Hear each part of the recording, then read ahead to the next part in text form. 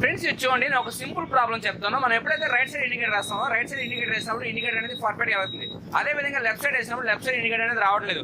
అయితే వస్తుంది, కొద్దిగా బాగా లాగితే వస్తుంది. చూసారా, ఇప్పుడు మామూలుగా రైట్ సైడ్ ఇండికేటర్ నార్మల్గా చూడండి ఆఫ్ చేశాను. నార్మల్గా ఏంటంటే మనకు వచ్చేస్తుంది ఇండికేటర్, ఇక్కడ చెక్ చేసుకోండి మీరు కావాలంటే. అదేవిధంగా మనం లెఫ్ట్ సైడ్ ఎప్పుడు వేస్తామో లెఫ్ట్ రావడం లేదు. అయినా లెఫ్ట్ రావట్లేదంటే కొద్దిగా స్విచ్ అనేది బాగా లాగితే వస్తుంది. ఓకే, దీనికి ఒక చిన్న ఆల్టరేషన్ చేసుకుని సరిపోతుంది. ఏం చేయాలని మీకు చెప్తాను. ఓకే ఫ్రెండ్స్, దానికోసంగా మనం ఏం చేయాలంటే ఫస్ట్ స్విచ్ ఓపెన్ చేయాలి. ఓకే ఫ్రెండ్స్ చూడండి, నేను స్విచ్ అయితే ఓపెన్ చేశాను. యాక్చువల్గా ఏంటంటే ఆల్మోస్ట్ మనం ఇదే ప్రాబ్లం ఏదో పల్సర్ అనేది చేసాం. లోపల స్విచ్ ఓపెన్ చేసి క్లీన్ చేయడం, స్విచ్ ఓపెన్ చేసి క్లీన్ చేయొచ్చు. మనకేంటంటే స్విచ్ అనేది గట్టిగా లాగితే మనకు వర్క్ చేస్తుంది. ఓకే, ఇప్పుడు చూడండి ఆఫ్ చేస్తాను. ఇప్పుడు చూసారా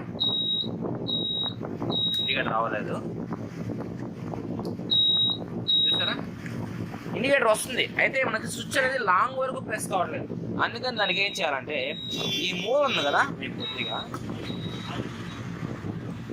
ఏదైతే ఇక్కడ చూడండి ఇలా ప్రెస్ చేసినప్పుడు ఇక్కడ ఈ ఎడ్జ్ ఉంది కదా, ఈ ఎడ్జ్ ఈ బటన్లన్నా కట్ చేయండి, ఇక్కడన్నా కట్ చేయండి. ఎందుకంటే ఈ పాయింట్ అనేది కొద్దిగా జరగాలట. జరిగిందనుక మనకి ఇండికేటర్ ఆన్ అయిపోతుంది. ఇప్పుడు చూడండి, చేయండి జాగ్రత్త.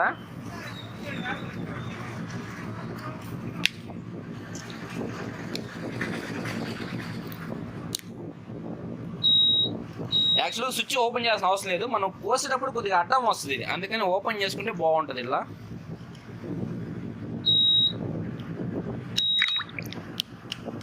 ఒకరు కట్ చేసిన తర్వాత మళ్ళీ చెక్ చేసుకోండి. ఓకేనా, ఇప్పుడు ఆఫ్ చేశాను. చూసారా, ఇప్పుడు చూడండి మరొకసారి. ఓకేనా, ఇటుపక్క వేసి వెలుగుతుంది. ఓకే, చాలా సింపుల్గా. ఇందాక మనకు కష్టంగా వస్తుంది కదా, ఇప్పుడు సింపుల్గా వచ్చేస్తుంది. ఓకే, ఆఫ్ అయింది. చూడండి, ఇంకొద్దిగా మీకు తక్కువ అనిపించింది అనుకో ఇంకా లైట్గా కట్ చేయండి. ఎందుకంటే పాయింట్ అనేది ఆనడం లేదు మాకు ఇంకా ఎగ్జాక్ట్గా. అంటే వన్ టైం వస్తుంది వన్ టైం రావట్లేదు అప్పుడు ఏం చేస్తారంటే ఇంకా కొద్దిగా కట్ చేయండి. ఓకే, ఇప్పుడు చూడండి. ఓకే,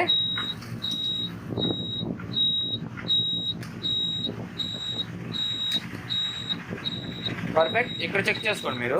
ఇక్కడ చూడండి, రైట్ సైడ్ చూసుకోండి. అదేవిధంగా ఇటు పక్కన చూసుకోండి.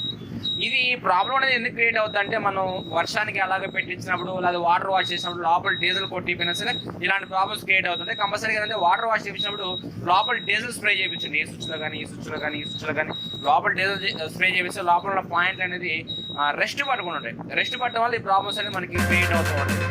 ఓకేనా ఫ్రెండ్స్, టోటల్గా వీడియో చూస్తే వీడియో నచ్చిన లైక్ కామెంట్ చేసి ఫ్రెండ్స్ ఫ్యామిలీ ఛానల్ గట్టిగా సపోర్ట్ చేయండి. Thank you.